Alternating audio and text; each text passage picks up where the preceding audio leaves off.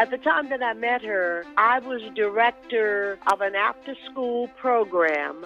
The work that she was doing with the Fayette County Public School System was watch over the superintendent, see what he is doing that is dealing with our concerns as Black and brown people. So Michele began communicating on behalf of all of these alienated groups through her very presence and the way she dealt with the school superintendent, forced the school board to say, we need to be looking at this in a different way. We just can't keep hiring our white male buddies here.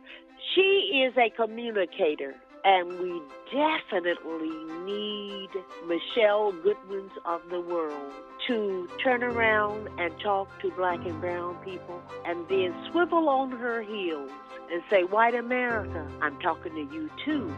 I met Michele in 1988 at the University of Wisconsin-Madison. Here I am supposed to be kind of a guidance counselor. And after we met and had some discussions, I remember my first thought was, this woman doesn't need me. She's going to be fine on her own.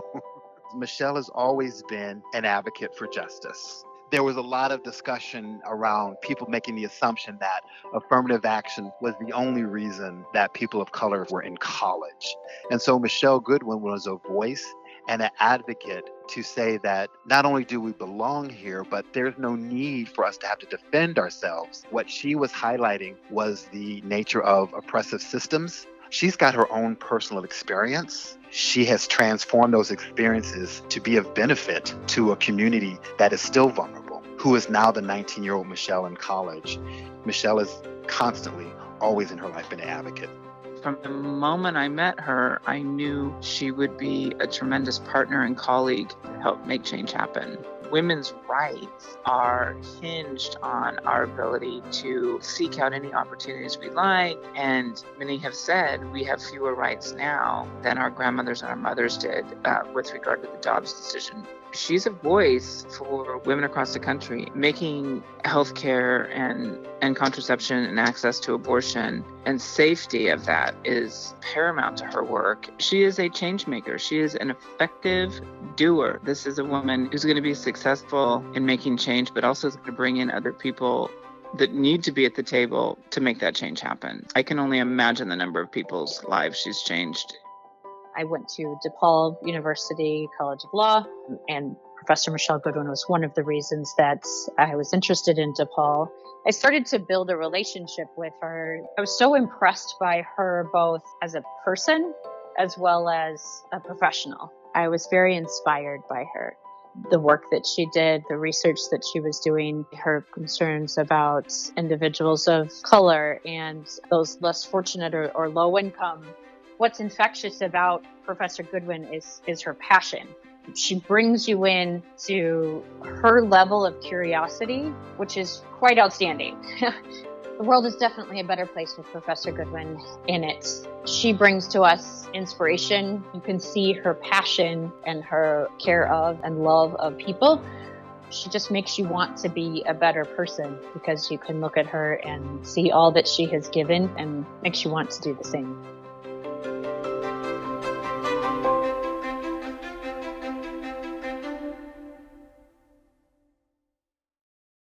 Thank you. I'd like to thank the ABA, the commissioners. I'd like to thank my husband, who you saw in one of those photos, Greg Schaefer, who has been a backbone in so many ways for so much that I do and that I've been able to accomplish. I stand here before you with tremendous gratitude, not only for receiving this award, but for the ability to have had the journey that I've taken. I want to thank, before I begin that though, my fellow honorees as well, Wendy, Myra, Laura, and Tina as well. I salute you for all that you've done. It's an honor for me to share this dais with you. As part of this journey, it's been a long way since that image of me holding the hand of my maternal grandmother, Teresa. or sitting at the base of her table along with many other older Black women. They were really the refugees in Wisconsin who had come from places like Tennessee and Mississippi. That image, actually, of me as a little girl was standing with her in Tennessee as she would take these family trips back. There's more that I could say about that later. But as I think about the term refugee, and it's so loaded, but I think it's apropos for what it was that she and others endured in Jim Crow, Mississippi: denied voting rights, clean water, equal education opportunities, adequate housing, and so much more. We all can understand why people would flee those kinds of circumstances. Those circumstances memorialized by Fannie Lou Hamer as she gave a speech sitting next to Dr. King, describing how she and a group of Black women were dragged off of a bus as they were on their way to vote and beaten in the process.